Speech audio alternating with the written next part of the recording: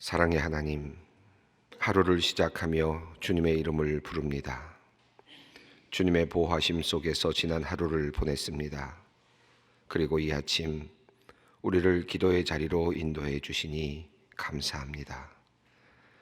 하나님, 우리는 참으로 연약한 존재들입니다. 우리의 마음은 늘 유혹과 욕망으로 인해 자리를 잡지 못하고 흔들리고 있습니다. 우리가 세우는 계획들은 완전하지 않아서 언제나 지나고 나면 아쉬움으로 채워지곤 합니다. 하나님, 우리의 믿음 또한 너무나 연약합니다. 사탄이 심어놓은 지뢰밭과 같은 험하고 악한 이 세상의 삶을 살아가면서 우리는 쉽게 쓰러지고 넘어지고 상처를 입곤 합니다. 하나님, 오늘도 주님의 이름을 부르는 것은 주님께서만 우리의 보호자가 되어주시고 우리의 구원자가 되심을 믿기 때문입니다. 하나님, 오늘도 세상의 온갖 위험으로부터 보호하여 주시옵소서. 악을 도모하는 이들에게서 우리를 구원하여 주시옵소서. 헛된 말에 흔들리지 않게 하시고 은밀히 다가오는 죄의 유혹들로부터 우리를 지켜 주시옵소서. 사탄의 손짓과 유혹을 알아챌 수 있는 능력을 주시고 단호하게 거절할 수 있는 용기와 담대함을 허락하여 주시옵소서.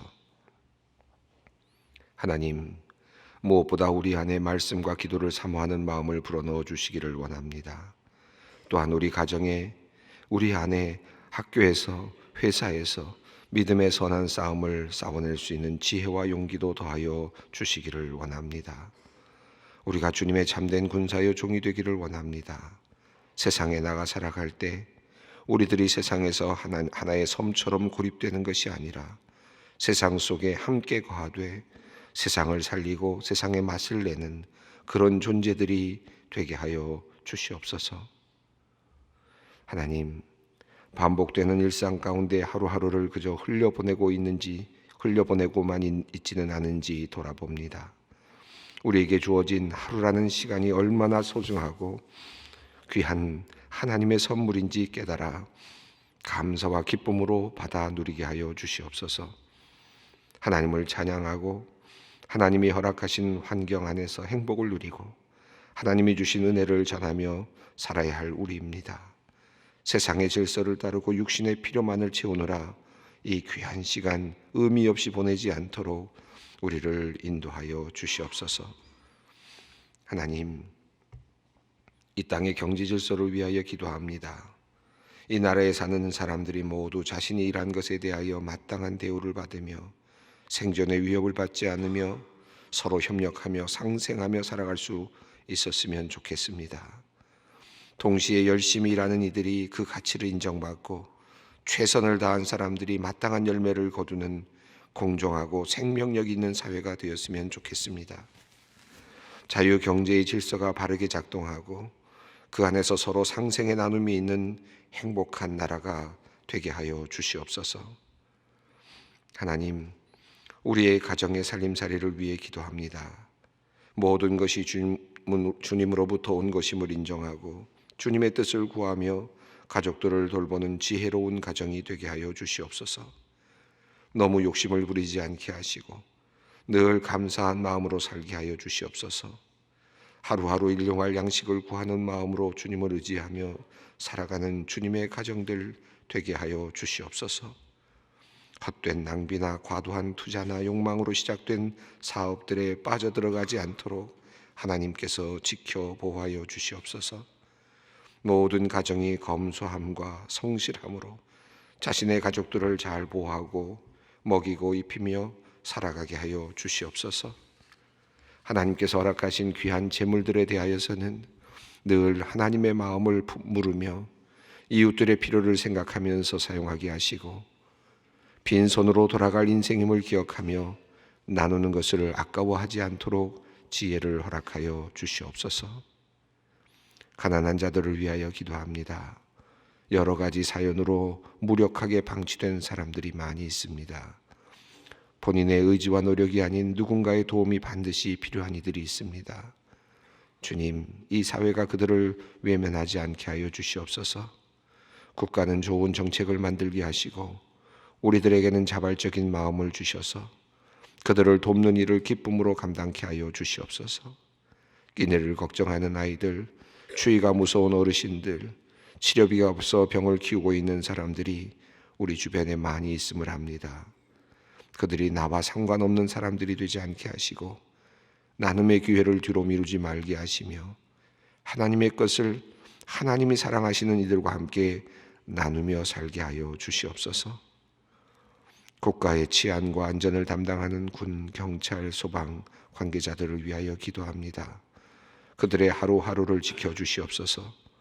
위기의 순간을 위해 훈련되고 누군가의 긴박한 순간에 도움을 주기 위해 늘 준비되고 있는 이들입니다. 나라와 국민을 위해 자신을 온전히 내어놓는 그 헌신을 주님께서 기억하여 주시고 그들의 작업의 현장과 상황이 보다 나아질 수 있도록 도와주시며 그들의 가정도 주님께서 돌보아 주시옵소서. 하나님, 오늘도 병상에서 창밖을 내다보며 집으로 돌아갈 날을 기다리며 기도하는 우리 성도님들을 주님께서 긍휼히 여겨 주시옵소서. 그들에게 하나님의 창조의 기운을 내려 주시옵소서. 새로운 생명력을 주셔서 그들이 병상에서 거뜬히 일어서게 하여 주시옵소서. 고관절 수술을 받으신 어머니의 빠른 회복을 위해 간절히 기도하는 권사님의 기도를 물리치지 말아 주시옵소서. 훗날에 큰 감사의 제목이 될 수 있도록 믿음으로 이끌어 주시옵소서. 하나님, 췌장암으로 극심한 고통 중에 있는 성도님을 위하여 간절히 기도합니다. 통증으로 신음하는 그 모습에 그를 사랑했던 성도님들이 함께 아파하며 기도하고 있습니다. 그 고통을 경감시켜 주시고 잘 이겨나갈 수 있도록 도우시며 주님의 능력의 손길로 창조의 손길로 그를 온전케 하여 주시기를 간절히 구합니다. 주님, 치유의 은총을 베풀어 주시옵소서. 이제 하나님의 말씀 앞으로 나아갑니다. 오늘부터 새롭게 시작되는 히브리서의 말씀을 통하여 하나님의 영광의 광채이시자 본체의 형상이신 예수 그리스도를 더욱 깊이 알아가는 시간이 되기를 기대합니다. 말씀을 전하는 이와 듣는 이 모두에게 깨달음을 주시고 깨달음대로 살아가는 하루 되게 하여 주시옵소서. 우리 주 예수 그리스도의 이름으로 간절히 기도드리옵나이다. 아멘.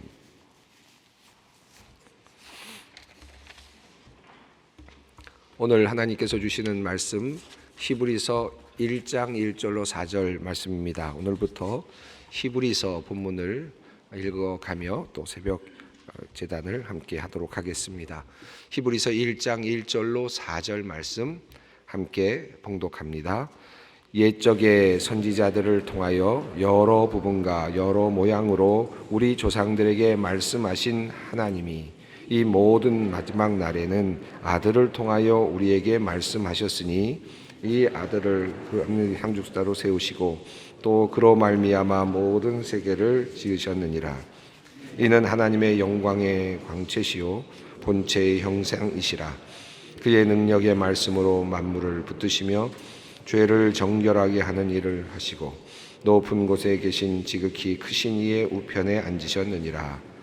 그가 천사보다 훨씬 뛰어남은 그들보다 더욱 아름다운 이름을 기업으로 얻으심이니. 오늘부터 히브리서를 함께 읽겠습니다. 1장 1절로부터 4절까지 말씀인데 이 말씀은 서론에 해당되는 그런 말씀입니다. 히브리서를 읽어가기 전에 한두 가지를 먼저 우리가 생각을 하고 또 이해한 후에 히브리서를 읽어가는 것이 좋겠다 생각이 듭니다. 저는 성경을 이렇게 설명할 때 저자에 대한 문제를 거의 이야기를 하지는 않습니다만은 히브리서에 관련해서는 저자에 대한 문제가 늘 이렇게 대두되곤 합니다. 히브리서를 누가 썼을까 하는 질문이 나오곤 하는데 왜냐하면 우리는 히브리서를 바울의 서신으로 일반적으로는 많이 알고 있기 때문입니다. 그래서 저도 때로는 바울 저작으로 또 바울 서신으로 또 이렇게 설명할 때도 종종 있습니다만은 이제 여러분과 함께 또 함께 읽어 나가는 과정 중에 있으니까 조금 더 분명하게 하고 또 제가 언어를 사용할 때 여러분이 이해를 하시는 것이 좋겠다 하는 의미에서 말씀을 드리고 싶습니다. 저자와 관련해서는 초기에는 바울의 저작으로 많이 이제 이해되어 왔습니다. 알렉산드리아의 클레멘트가 바울이 아마 저작을 했을 것이다라고 이렇게 보았고요. 그런데 사실은 서방교회 같은 경우에는 터툴리안 같은 경우에는 바나바가 저자일 것이다라고 하는 그런 관점도 있었습니다. 왜냐하면 바나바가 레위인이기 때문입니다. 히브리서 안에는 많은 그 제사와 관련된 내용들이 많이 있거든요. 그것을 잘 아는 사람이 아마 적었을 것이다라고 하는 그런 생각으로 아마 바나바를 지목을 했던 것 같습니다. 왜 바울 서신일 것이냐 아니냐 하는 문제가 대두되느냐 하면 모든 바울 서신에는 우리가 알고 있는 모든 바울 서신에는 앞부분에 항상 나 바울은 이라는 말이 항상 들어갑니다. 그런데 히브리서에는 바울은 이라는 말이 없고 보내는 사람에 대한 내용이 없고 또 수신자에 대한 내용도 없습니다. 그러다 보니까 이 서신 뒤로 가서 또 보면 히브리서의 마지막 부분을 보면 이게 서신의 형태를 띠고 있다는 것이 또 나타나는데 그런 관점에서 본다면 이것이 서신인 것 같은데 앞에 늘 나오던 바울 서신에서 나오던 그런 내용이 없기 때문에 이게 바울 서신인가 하는 이제 질문이 늘 대두되었던 것입니다. 루터나 깔뱅 같은 경우도 바울의 서신이 아닐 거다라는 것에 더 방점을 두었습니다. 그래서 루터는 아볼로가 하지 않았을까? 또 깔뱅 같은 경우는 누가 또는 클레멘트가 하지 않았을까? 뭐 이렇게 다양하게 저자들의 이름을 거명했고 많은 학자들이 기독교 역사 속에서 사도행전에 나오는 사람들의 이름들을 하나씩 거명하면서 뭐 브리스길라라든지 다양한 이름들을 거명하면서 히브리서의 저자가 아마 바울은 아닐 거다 하는 그런 입장들을 많이 내놓았습니다. 그렇게 된 데는 몇 가지 이유가 있는데 첫 번째 이유는 조금 전에 말씀드린 것처럼 바울 서신 대부분은 나 바울은 누구에게 편지하노니 하는 형식으로 되어 있거든요. 그런데 히브리서는 그렇게 되어 있지 않습니다. 그것이 첫 번째 다른 점이고, 두 번째는 이 히브리서는 아주 헬라어로 아주 명문장으로 되어 있습니다. 그래서 세련된 문체로 적혀 있는데 바울이 그만한 헬라어의 실력을 갖고 있었다거나 또는 그 정도의 능력이 다른 서신에서는 보이지 않기 때문에 다른 서신들과 비교했을 때 문체가 다르다라는 관점에서 바울 서신이 아닐 거다라고 그렇게 이해를 합니다. 그보다 더 중요한 한 가지 이유가 있는데 루터도 그렇고 깔뱅도 그렇고 동일하게 이 관점에서 바울 서신이 아닐 거다라고 하는 생각을 하게 되는데 앞으로 나오겠습니다마는 히브리서 2장 3절에 나오는 말씀인데요. 거기에 이런 얘기가 나옵니다. 복음을 들은 사람들이 그것을 확증하여 주었다라는 말이 나옵니다. 그래서 히브리서의 그 기본적인 입장은 어떻게 되어 있느냐 하면 복음을 들은 사람이 있고 그리고 지금 쓰고 있는 사람은 복음을 들은 사람들로부터 전해 들어서 적고 있는 그런 형식으로 되어 있습니다. 그런데 바울 서신을 보면 바울은 비록 그 예수님과 함께하는 제자의 그룹은 속하지 않았지만 늘 예수님을 본인이 직접 만났다라는 관점에서 내가 직접 들어서 직접 전한다 하는 그런 말씀을 항상 빼놓지 않습니다. 그 권위를 놓치지 않으려고 하거든요. 그런 것으로 봤을 때 히브리서 2장 3절에 있는 말씀으로 봤을 때 이 바울이 가지고 있는 태도와는 좀 다르다라는 그런 생각을 하기 때문에 이 바울 서신인가 하는 질문을 늘 던지곤 합니다. 그래서 제가 목회자로서도 그렇고 때로는 이렇게 학문적인 과정에서도 그렇고 바울이 이렇게 얘기하면 어떤 분들은 이거 바울 아닌데요 이런 분들이 있고 또 그냥 또 어떤 다른 사람의 이름을 부르면 또 다른 분들은 그분 아닌데요 하는 그런 여러 입장들이 있어서 이것이 꼭 중요한 것은 아닙니다만은 그래서 제가 히브리서를 공부할 때는 종종 히브리서 기자가라는 말을 사용을 합니다. 그 이유를 여러분께 지금 말씀을 드리는 거예요. 그래서 때로는 제가 바울은이라는 말을 쓸 수는 있습니다만은 가능한 대로 히브리서를 다룰 때는 히브리서 기자가, 이렇게 히브리서를 쓴 사람이 아직 정확하게 알 수가 없어서 히브리서를 쓴 기자가 이렇게 용어를 좀 사용하려고 합니다. 여러분께서 제가 그렇게 쓰는 이유를 이해해 주시면 좋겠습니다. 이 연대도 좀 알 필요가 있는데 대략 학자들은 한 AD 한 60년경으로 봅니다.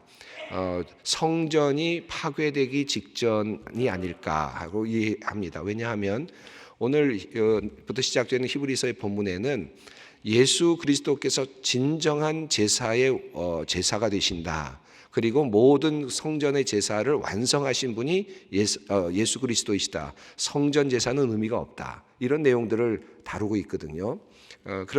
그래서 이런 내용들을 다루고 있는데 성전이 파괴된 해가 AD 70년 정도로 봅니다. AD 70년이죠. 그러니까 만약에 히브리서를 쓴 기자가 성전이 파괴된 것을 알고 있었다면 반드시 그 내용을 썼을 거예요. 그런데 본문 속에 보면 성전이 파괴된 내용이나 성전이 그러니까 없어졌다라든지 이런 역사적인 사실에 대한 이야기가 없습니다. 그래서 아마도 성전이 파괴되기 전에 이 서신이, 이 글이 쓰여졌겠다라고 이렇게 추정들을 하죠. 그런 이해들을 하게 되면 이제 우리가 히브리서를 공부할 수 있는 이제 기본적인 틀은 갖추었다고 생각이 듭니다. 이 히브리서의 그러니까 문체적인 성격을 말하라면 이것은 서신의 형태를 띠고 있는 하나의 권면 혹은 설교문이라고 보는 것이 좋을 것 같습니다. 그래서 이걸 그냥 단순하게 어떤 독자 어떤 사람에게 전하는 편지글이라기보다는 마치 우리가 어떤 글을 쓸 때 설교를 할 때도 마찬가지고 강연을 할 때도 마찬가지지 않습니까? 문체는 서신의 형태를 띠되 그러면서 내용상으로는 권면하는 이제 그런 내용이죠. 그래서 오늘 히브리서 우리가 오늘부터 시작되는 이 히브리서를 설교 말씀이다, 권면의 말씀이다라고 생각하면서 읽어 내려가면 훨씬 더 이해가 더 쉬울 것 같습니다. 누구에게 보냈는가? 뭐 여러 이해들이 있습니다만은 히브리인들에게, 이스라엘 백성들, 다시 말하면 유대인들에게 보내지 않았을까 이렇게 추정을 하고, 그 유대인들은 어떤 유대인들일까? 예루살렘에 있는 유대인일 수도 있고 로마에 있는 유대인일 수도 있습니다. 그런데 그 유대인들에게 보내는 이유는 유대인들이 그리스도인으로 바뀌어서 이제 새롭게 출발을 해서 열심히 신앙생활을 하고 있는데, 그런데 박해가 너무 심해지니까 다시 유대교로 돌아오고 싶어하는 그런 경향들이 많이 있었던 것 같습니다. 왜냐하면 유대인들의 그 유대교는 로마에서는 그래도 인정이 되고 있었기 때문에, 기독교인들은 신흥 종교로서 나름 박해를 많이 받았기 때문에 차라리 기독교인이지만 그럼에도 불구하고 예전적으로나 또는 그 리추얼한 그런 관점에서 유대교로 다시 돌아오려고 하는 그런 사람들이 꽤 많이 있었던 것 같습니다. 이런 사람들을 향해서 그렇지 않다. 우리가 믿고 있는 신앙은 유대교를 넘어서는 것이고 우리가 모든 종교들을 넘어서는 것이고 예수 그리스도 안에 진정한 복음의 내용이 핵심이 있다 하는 사실을 천명하는 그런 글이 히브리서라고 볼 수 있습니다. 자, 이런 관점을 가지고 1절부터 4절 말씀을 읽어보겠는데요. 1절을 먼저 한번 읽어보겠습니다. 옛적에 선지자들을 통하여 여러 부분과 여러 모양으로 우리 조상들에게 말씀하신 하나님이, 이 조금 전에 제가 말씀드리기를 히브리서는 굉장히 현란한 문체로 되어 있다. 아주 화려하고 멋진 논지와 그리고 문장체로 되어 있다라는 말씀을 드렸는데, 저희가 한글로 보아서는 잘 드러나지 않습니다. 또 저희 같이 뭐 외국인들이 보아서는 모르겠습니다만은 이걸 연구하는 분들은 이 화려한 문체를 아주 감탄하고 있습니다. 1절을 보면 이렇게 되어 있는데, 옛적에 이렇게 시작되는데 원래 원문을 보면 P라고 하는, 우리가 보통 파이로 보는 그런 글씨체가 있는데요. 이 P라고 하는 글씨체가 앞문장에 하나씩 다 등장해서 똑같은 그 언어로 같은 단어로 시작하는 그 소리가 같은 말로 반복되는 형태로 1절이 쭉 이어지고 있습니다. 여기 보시면 한글로 보아도 이제 이렇게 되어 있는데, 예를 들면 이런 것이죠. 이응으로 시작했죠. 또 이응으로 시작하고 또 이응으로, 다음 단어도 이응으로 시작하는 이런 형태입니다. 그래서 옛적에 선지자들을 통하여 여러 부분과 여러 모양으로 우리 조상들에게, 이 다 피라고 하는 단어로 시작이 됩니다. 그래서 이걸 조금 더 실감나게 한다면 선지자들을 예언자들로 바꾸면 비슷한 느낌이 날 것 같습니다. 이응으로 시작하니까 옛적에 예언자들을 통하여 여러 부분과 여러 모양으로 이런 식으로 진행이 됩니다. 그래서 아주 화려한 문체를 자랑한다고 학자들은 이야기합니다. 자, 내용상으로 한번 보겠습니다. 1절입니다. 옛적에라고 시작이 됐습니다. 옛적에. 그런데 1절과 2절이 맞물리면서 비교 형태로 되어 있습니다. 2절을 한번 읽어보겠습니다. 이 모든 마지막 날에는 아들을 통하여 우리에게 말씀하셨으니 이 아들을 만유의 상속자로 세우시고 또 그로 말미암아 모든 세계를 지으셨느니라. 1절과 2절이 아주 서로 비교가 되고 있습니다. 첫 번째 1절은 옛적에 이렇게 시작이 됐습니다. 그리고 2절은 이 모든 마지막 날에는 이렇게 시간적인 구별이 나타나고 있습니다. 옛적은 예수님께서 오시기 전을 의미하고, 그리고 이 모든 마지막 날이라는 말은 하나님의 약속이 이루어지는 예수 그리스도께서 오신 이후의 이야기를 하고 있습니다. 그래서 모든 마지막 날이라는 이 개념은 히브리서의 개념으로 따르면 이 모든 마지막 날은 사실 예수 그리스도께서 이 땅에 오셔서 하나님의 약속이 이루어지는 그 시점, 약속이 이루어지는 그때를 모든 마지막 날이라고 그렇게 표현하고 있습니다. 우리가 마지막 날을 여러 가지로 계산할 수 있죠. 내가 죽는 날을 마지막 날로 볼 수도 있고, 이 인류가 멸망하는 날을 마지막 날로 볼 수도 있고, 모든 다양한 해석이 가능할 텐데, 이 말씀은 지금 이 모든 마지막 날은 약속이 이루어지는 그 날에는 이제 이런 의미로 이해할 수 있습니다. 옛적과 지금 현재를, 지금의 그 모든 마지막 날을 비교하고 있습니다. 자, 옛적에는 어떤 일이 있었느냐? 선지자들을 통해서 했습니다. 선지자들을 통해서 여러 부분과 여러 모양으로 우리 조상들에게 말씀하신 하나님이, 그래서 중심은 하나님이십니다. 선지자들을 통하여, 예언자들인데 여기서 선지서만을 얘기하는 것은 아니고 앞선 많은 하나님의 말씀을 증언했던 사람들을 통틀어서 하는 말이라고 할 수 있겠습니다. 선지자들을 통하여, 예언자들을 통하여 여러 부분과 여러 모양으로, 계시의 다양성을 이야기하고 있죠. 그 전까지는 다양한 방식으로 하나님이 말씀하셨다 라는 것입니다. 하나님께서 말씀으로, 과거의 사건으로, 다양한 방식으로, 그리고 여러 모양은 어떤 것입니까? 구약 성경에 나오는 것들을 보면 시도 있고 담화도 있고 찬송도 있고 비유도 있고 사건으로 나타나는 해석도 있고 다양한 모양으로 하나님께서 그의 조상들에게 말씀하셨다라고 이렇게 말합니다. 옛적의 선지자들을 통하여 여러 부분과 여러 모양으로 우리 조상들에게 말씀하신 하나님이, 자, 2절에는 이 모든 마지막 날에는 누구를 통하여 비교가 되고 있죠? 아들을 통하여, 선지자들을 통하여 말씀하셨던 하나님이 이 마지막 날에는 아들을 통하여, 그리고 생략된 부분이 있습니다. 여러 부분과 여러 모양으로라는 말이 사라졌습니다. 이제는 이 말씀은 어떤 의미겠습니까? 이제는 여러 모양이나 여러 부분이 아니라 온전한 한 형태로라는 말이 숨겨져 있다고 볼 수 있겠죠. 아들을 통하여 이제 옛 조상들에게 말씀하셨던 하나님께서 이제 누구에게 말씀하십니까? 우리에게 말씀하신다. 그러니까 과거와 현재가 완전하게 분리되고 있는, 마지막 날의 모습이 완전하게 다르게 설명되고 있는 그런 말씀입니다. 1절부터 2절 중반부까지 본다면 다양한 수식구들이 들어있지만 한 가지입니다. 하나님은 아들을 통하여 모든 마지막 날에 우리에게 말씀하셨다라는 것이고, 더 줄이면 하나님이 말씀하셨다라는 것입니다. 하나님이 말씀하신다. 라는 것이 1절과 2절의 핵심적인 내용이라고 할 수 있습니다. 말씀하시는 하나님, 다가오시는 하나님, 소통하시는 하나님, 계시하시는 하나님, 끊임없이 인간과 소통하시기를 원하시는 그 하나님께서 결정적으로 예수 그리스도 안에서 온전한 소통을 이루기 위해서 우리에게 다가오셨다. 예수 그리스도를 통하여 우리에게 다가오셨다라고 하는 그런 말씀이죠. 이것이 히브리서의 서론의 첫 번째 문장입니다.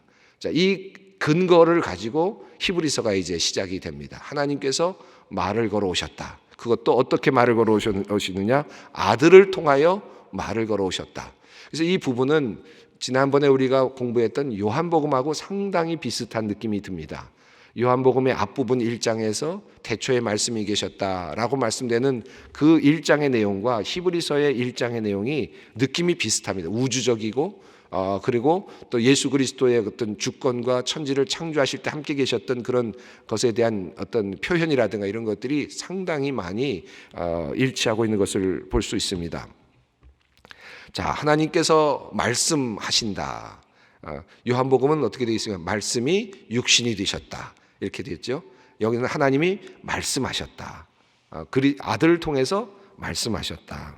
자, 그런데 2절 마지막 부분에 이렇게 나옵니다. 아들이 누구냐? 이 아들을 만유의 상속자로 세우셨다.